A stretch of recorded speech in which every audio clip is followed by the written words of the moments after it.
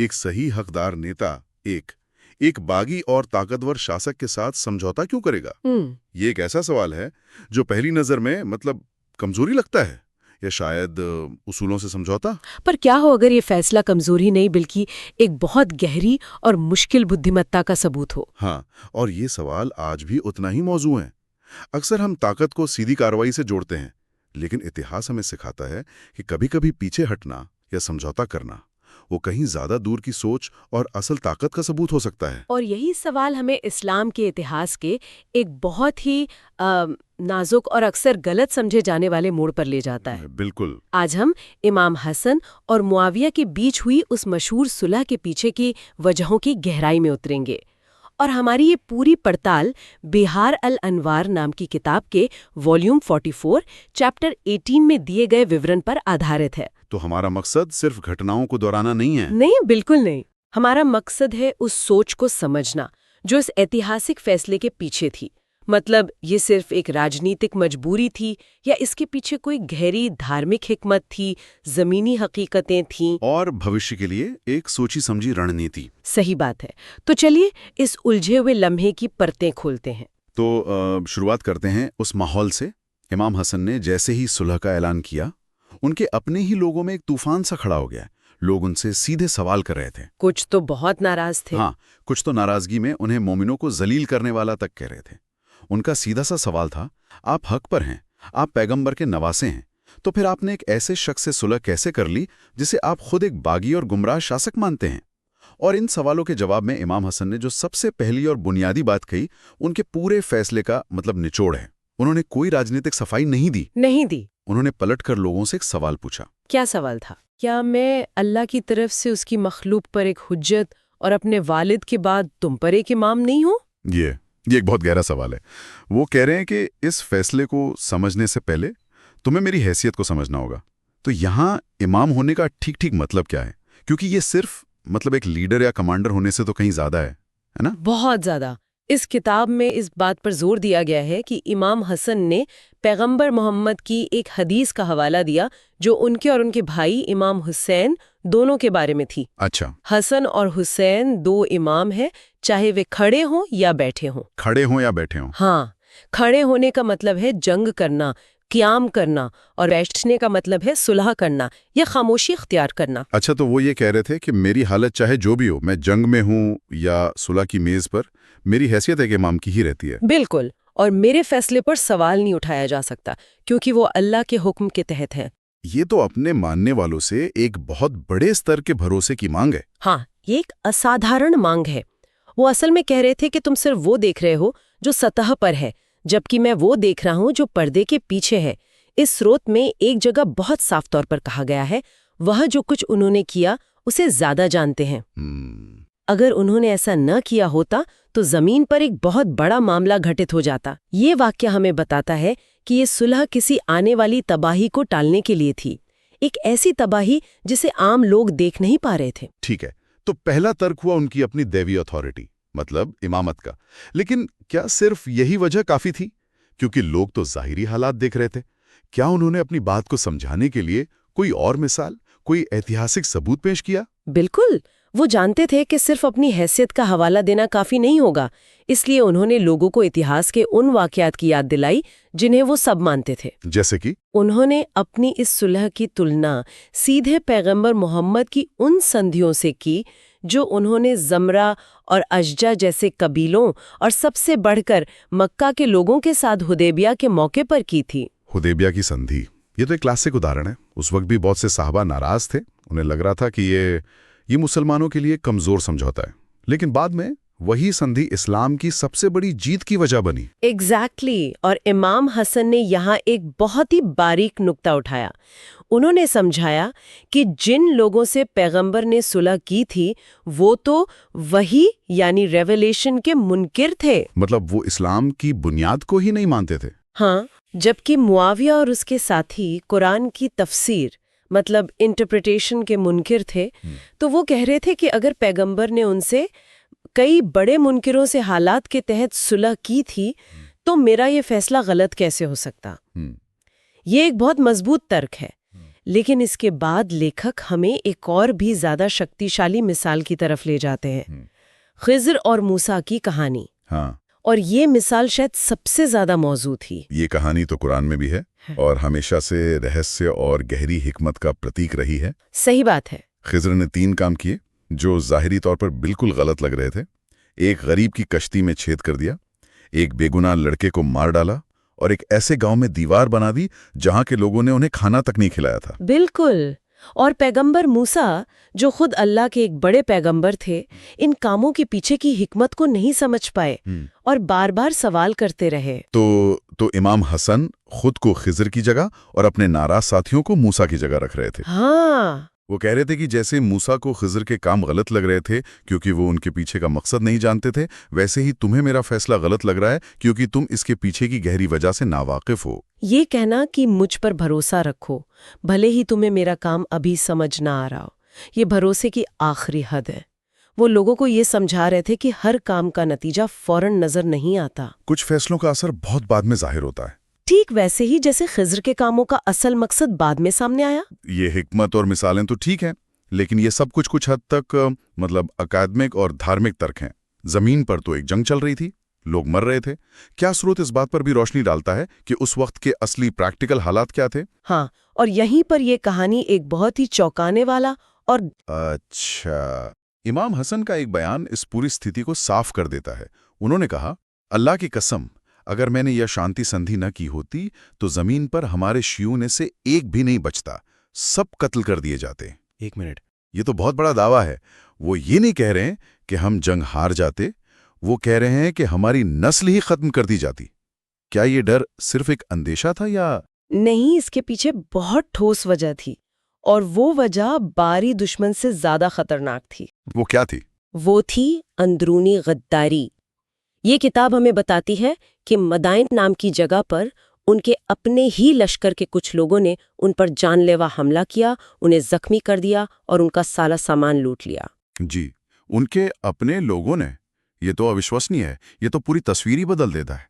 इसका मतलब है कि वो एक ऐसे लश्कर की क़यादत कर रहे थे जिस पर वो खुद भरोसा नहीं कर सकते थे। बिल्कुल। और यहीं पर उनका वो मशहूर और दिल दहला देने वाला जुमला आता है जो हमें इस स्रोत में मिलता है। उन्होंने कहा, अल्लाह की कसम, मुआविया मेरे लिए उन लोगों से बेहतर है जो मेरे शिया होने का दावा करते हैं, मुझे कत्ल करना चाहते हैं, मेरा सामान लूटते हैं और मेरा माल छीनते हैं। ये कहना कि मुआविया मेरे लिए उन लोगों से बेहतर है जो मेरे शिया होने का दावा करते हैं, ये तो अपने ही समर्थकों पर कितना बड़ा अविश्वास और मायूसी दिखाता है। ये कोई सियासी बयान नहीं है, ये एक टूटे हुए दिल की आवाज लग रही है। ये उस वक्त की ज़मीनी हकीकत की एक कड़वी तस्वीर है। इमाम हसन सिर्फ मुआविया की फौज से नहीं लड़ रहे थे, वो अपने ही कैंप के अंदर मौजूद लालची, दगाबाज और कमज़ोर ईमान वाले लोगों से भी जूझ रहे थे। और उनकी दूरदर्शिता इसी बात में थी कि वो इस अंदरूनी सड़न को देख पा रहे थे। हाँ, उन्होंने साफ कहा, अगर मैं मुआविया से लड़ता तो वे मुझे मेरी गर्दन से पकड़ लेते और उसके हवाले कर देते। तो जंग जारी रखने का मतलब सिर्फ हारना नहीं था, बल्कि एक शर्मनाक तरीके से अपने ही लोगों के हाथों गिरफ्तार होकर दुश्मन के हवाले कर दिया जाना था। सही। तो अगर हम इस स्थिति को एक कमांडर के नजरिए से देखें तो उनके सामने दो रास्ते थे। एक, जंग लड़ते रहना और या तो कत्ल हो जाना, या अपने ही लोगों के हाथों कैदी बनकर मुआविया के सामने पेश होना, जो इस स्रोत के शब्दों में बनी हाशिम के कबीले पर हमेशा के लिए एक बेइज्जती बन जाती। और दूसरा रास्ता था एक इज्जतदार इंसान के तौर पर शांति संधि करना, भले ही वो ऊपर से एक हार लगे।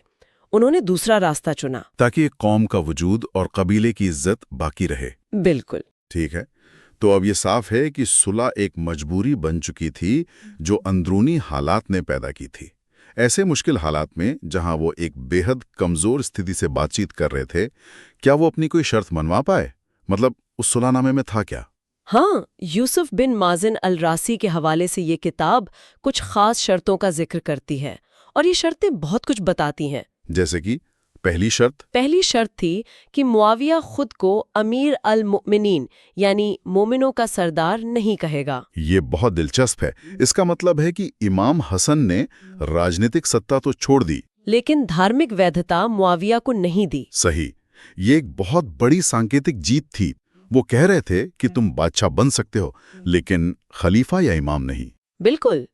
दूसरी शर्त थी कि उसके सामने कोई गवाही स्थापित नहीं की जाएगी। और तीसरी और शायद सबसे अहम शर्त वो क्या थी? वो ये थी कि वो अली के शियों पर किसी भी तरह का कोई जुल्म नहीं करेगा, ना जाहिर में ना पोशीदा तौर पर।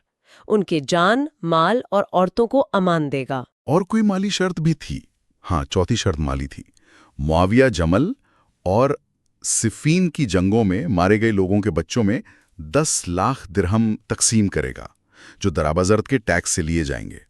तो उन्होंने अपने लोगों की जान माल की सुरक्षा और शहीदों के परिवारों के लिए मुआवजे की गारंटी ली। ये शर्तें दिखाती हैं कि उनकी प्राथमिकता मतलब जंग जीतना नहीं, बल्कि अपनी कौम को बचाना था। सही बात। लेकिन इस पैसे वाले पहलू पर अक्सर सवाल उठाया जाता है। क्या स्रोत इस पर कुछ कहता है? हाँ, वो इस पर भी बात करता है। किताब में बताया गया है कि इमाम हसन और इमाम हुसैन ने मुआविया से माल जरूर लिया, लेकिन उसे अपने ऊपर बिल्कुल खर्च नहीं किया। इसमें एक बहुत खूबसूरत मिसाल दी गई है कि उतना भी नहीं जितना एक मक्खी अपने मुंह में ले जा सकती है। अच्छा। और इस बात को साबित करने के लिए आगे इमाम अली बिन हुसैन की मिसाल दी गई है, जो मदीना में चुपके से 400 गरीब घरों की देखभाल करते थे। और उनकी मौत के बाद ही लोगों को पता चला कि ये मदद कहाँ से आती थी। हाँ, तो ये बताया जा रहा है कि ये पैसा उनकी जाती जरूरतों के लिए नहीं, बल्कि उम्मत की भलाई के लिए था। सुलह के बाद की जिंदगी भी काफी घटनाओं से भरी रही होगी। कोई ऐसा वाकया है जो सुलह के बाद इमाम हसन के रवैये को दिखाता हो? एक बहुत ही दिलचस्प वाकया है। कुछ समय बाद खारिजियों ने मुआविया के खिलाफ बगावत कर दी, तो मुआविया ने इमाम हसन को खत लिखकर कहा कि वो जाकर उन बागियों से लड़े। और इमाम हसन ने क्या किया? उन्होंने साफ इनकार कर दिया। ये तो मुआविया के लिए एक मौका रहा होगा कि वो इमाम हसन को अपने एक दुश्मन के खिलाफ इस्तेमाल करें। उन्होंने इनकार क्यों किया? उन्होंने जो जवाब दिया वो उनकी सोच और उसूलों की गहराई को दिखाता है। उन्होंने कहा, अगर मुझे मुसलमानों से ही जंग करनी होती तो मैं सबसे पहले तुझसे ही करता। वाह! और फिर उन्होंने खारिजियों और मुआविया में फर्क करते हुए एक बहुत गहरी बात कही। जो हक की तलाश करता है और गलती कर बैठता है, वो उस शख्स की तरह नहीं है जो बातिल यानी झूठ की तलाश करता है और उसे पा लेता है। ये तो जबरदस्त फर्क है। मतलब वो कह रहे हैं कि खारिजी वो हैं जो नेक नियति से हक ढूंढने निकले लेकिन रास्ता भटक गए। सही। जबकि मुआविया वो है जो जानबूझकर झूठ के रास्ते पर चला और अपनी मंजिल पा गया। इसलिए वो एक भटके हुए हक की खोजी से नहीं लड़ेंगे, खासकर एक बातिल परस्त के कहने पर। यही उनकी उसूली सियासत थी।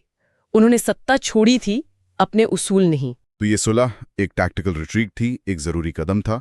लेकिन क्या इमाम हसन इसे एक स्थायी हकीकत के तौर पर देखते थे, या उन्होंने इसे एक बड़े कैनवस पर कहीं और फिट किया था? यहीं पर यह वाकया भविष्यवाणी और एक बड़े धार्मिक विजन से जुड़ जाता है। ये किताब हमें बताती है कि इमाम हसन के वालिद अमीर अल मोमिनीन ने पहले ही मुआविया के दौरे हुकूमत के बारे में बहुत तफसील से बता दिया था। अच्छा, क्या भविष्यवाणी थी वो? भविष्यवाणी बहुत साफ थी। खुले गले वाला, चौड़े पेट वाला, वह खाएगा लेकिन कभी तृप्त नहीं होगा। इसमें आगे बताया गया है कि उसका शासन नई नई गलत चीजों को जन्म देगा, हक को मिटा देगा और बातिल को जिंदा करेगा, दौलत को अन्याय से बांटेगा, ईमान वालों को जलील करेगा और फासिकों यानी भ्रष्ट लोगों को इज्जत देगा। तो इमाम हसन इस भविष्यवाणी को जानते थे, फिर उन्होंने अपनी सुलह को लोगों के सामने कैसे सही ठहराया? वो तो एक ऐसे शख्स को सत्ता सौंप रहे थे जिसके जुल्म के बारे में पहले ही बता दिया गया था। उन्होंने कुरान की एक आयत का हवाला दिया। उन्होंने कहा, मुझे नहीं पता, शायद ये तुम्हारे लिए एक फितना, एक परीक्षा और एक समय तक के लिए फायदा हो। ये कहकर उन्होंने इस सुलह को एक अस्थायी हकीकत बना दिया। हाँ, वो कह रहे थे कि ये एक आजमाइश का दौर है जो अल्लाह की तरफ से तुम्हारी कौम के लिए है और ये हमेशा नहीं रहेगा। ये कड़वी दवा है जो पीनी पड़ेगी। और यहीं पर वो कायम मतलब इंतजार किए जाने वाले का जिक्र करते हैं। जोशिया विश्वास का एक अहम हिस्सा है। बिल्कुल। इमाम हसन कहते हैं कि हम अहल बैत में से हर इमाम के दौर में एक जालिम शासक होता है जिसकी बैत हमारी गर्दन पर होती है, सिवाय कायम के जिसके पीछे ईसा भी नमाज पढ़ेंगे।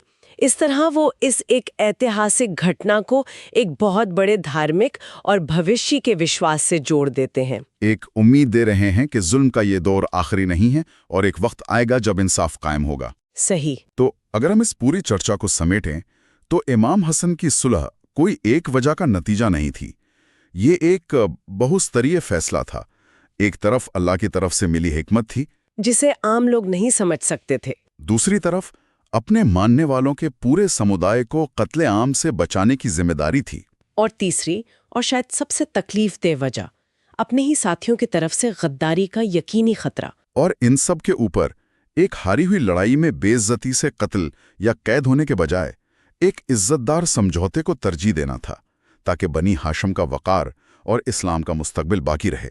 इस स्रोत में एक जगह इमाम हसन का ये कॉल मिलता है कि उन्होंने खिलाफत अल्लाह का चेहरा पाने और मोहम्मद के समुदाय का खून बचाने के लिए छोड़ी। ये एक बहुत ताकतवर बयान है। और यही बात हमें आज के लिए एक गहरे सवाल पर लाकर छोड़ती है।